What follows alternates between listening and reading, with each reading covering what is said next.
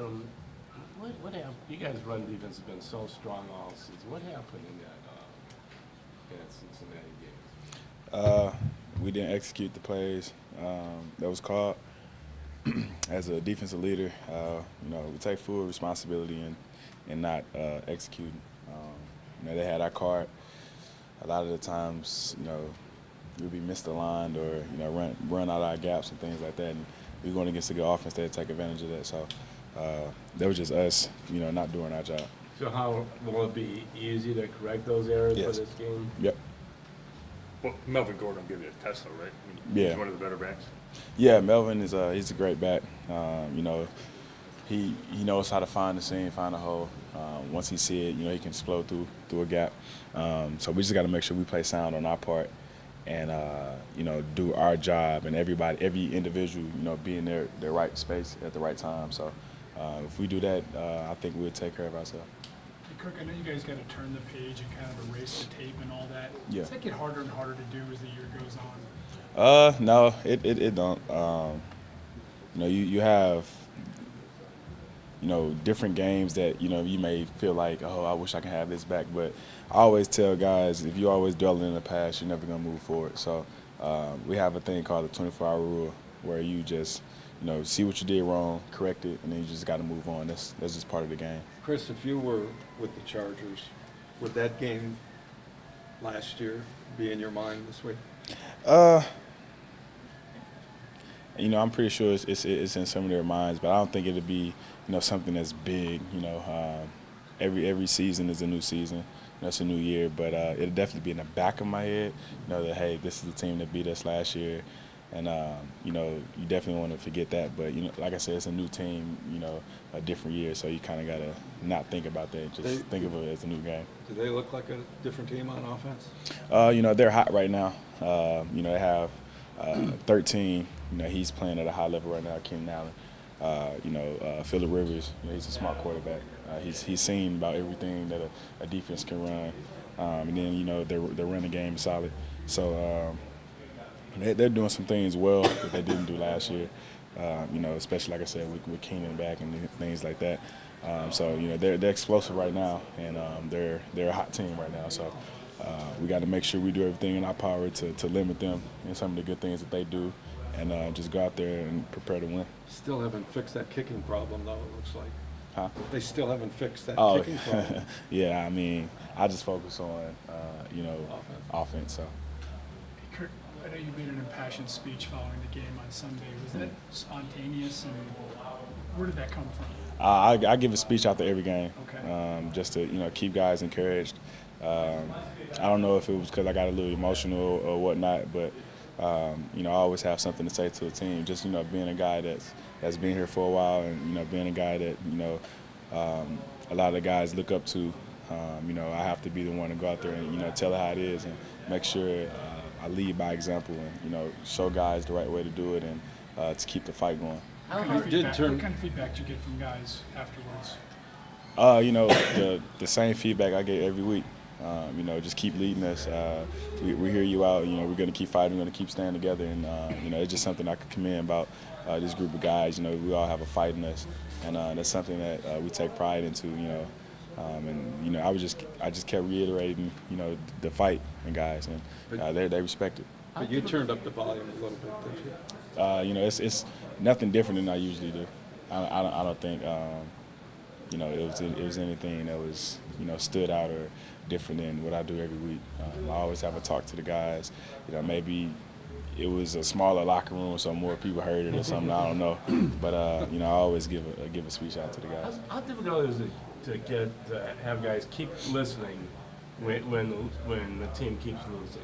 How difficult is it for guys to listen? Yeah, to not tune it out when they're losing. Just.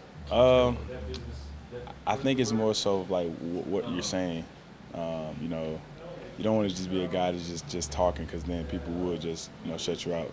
So you got to be particular with what you're saying, and people want to hear the realness of situations and hear the realness in your voice. So when you talk to guys, you really tell them straight and you tell them how it is.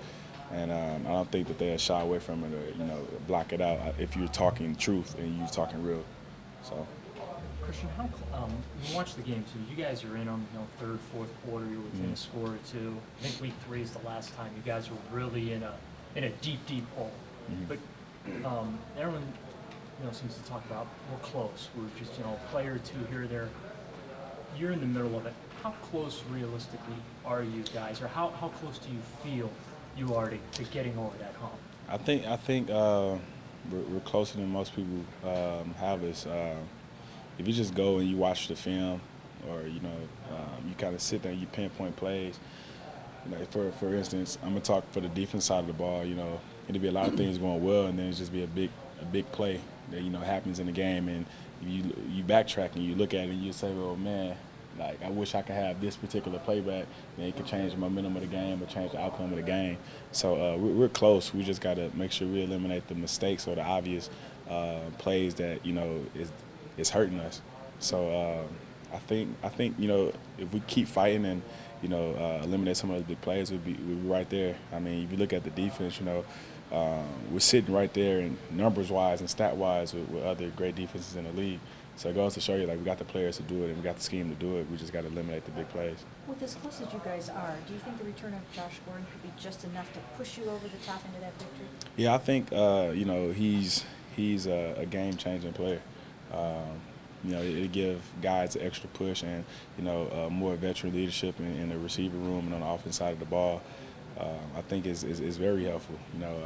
A guy like Josh, who was an All-Pro receiver, a guy that was one of the top receivers in the league. That's definitely something that's a bright side of having him back and having him as a weapon on the offense. He hasn't played in 3 years in the regular season game. Can he still be looked at as game changing? Yeah, when you're that type of player, who's athletic as him, as talented as he is, I have no doubt in my mind that he'll go out there just like he never left. I think that Josh is very dedicated to the game and dedicated to coming back and making sure he's the biggest spark that he can be, the best player that he can be, and I have full faith in him that he'll go out there and be the Josh Gordon that we all know. As a leader on this football team, do you take it upon yourself to just check in with him or make sure he's doing okay or doing whatever he should be doing or anything like that? For me, Josh is a friend of mine, so I make sure each player is on the up and up. And with Josh, sometimes you don't want to always just keep talking about that or keep reminding people and stuff like that. So you just have regular conversation, and you'll know whether he's on the up and up or not. And that's with any teammate. I look at all my teammates as my brothers, so I try to make sure everybody's doing the right thing, or see how outside of football how their life is going on. That's with everyone. So and I look at Josh no differently. He's another one of my brothers, so I keep up with him just like I keep up with everybody else. Did you learn that from someone else that also did it here, like Joe Hayden or somebody like that? I mean, that kind of. I was around a lot of guys. Coming in my rookie year, playing with Craig Robertson, Joe Hayden, Carlos Dansby, all those guys who are good guys in the locker room. You just kind of sit back and you watch, see how they interact with other players, and then just coming in college, I was a captain in college, so I kind of was the same way, just getting in touch with guys on a more personal level. That way you can understand how they are personally and things like that, and that'll build more respect and more trust. So that's just kind of how I carry myself in the locker room, just to make sure I'm that guy that people can, come talk to or, just relax around. Christian, the other day after the game, McCourty said that the thing he's telling young guys is one thing's for sure, when you're losing, changes are probably going to happen. Yeah. So he's encouraging everybody to put everything they can good on tape.